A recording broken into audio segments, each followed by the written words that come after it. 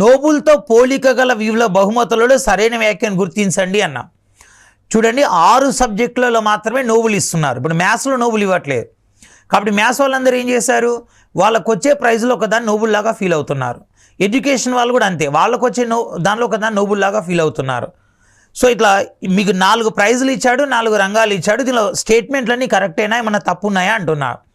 Wise medal విద్యారంగ Nobel, ACM Turing prize computer Nobel, Stockholm international peace prize water Nobel, John Bates Clark medal baby or pre Nobel. So ఇక్కడ first వైజ్ medal చూద్దాం. వైజ్ అనేది Qatar foundation స్థాపించింది. ఇక్కడ వైజ్ అంటే world innovative summit for education.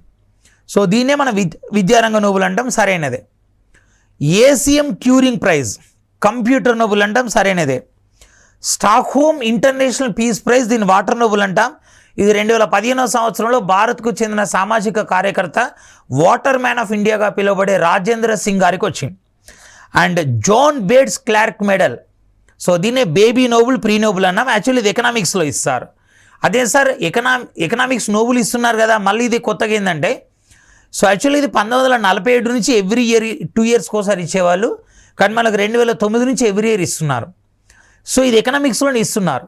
కానీ అవార్డు వచ్చిన వాళ్ళలో చాలామందికి తర్వాత ఎకనామిక్స్ నోబుల్ వచ్చి, అసలు నోబుల్ కన్నా ముందు ఇది వస్తుంది కాబట్టి దీన్ని బేబీ నోబుల్ ప్రీ నోబుల్ అన్నాం. సో ఇది కూడా సరైనదే. అండ్ ఆన్సర్ ఇక్కడ సి అవుతుంది. అన్నీ సరైనవి అవుతుంది. 1, 2, 3, 4 అవుతుంది.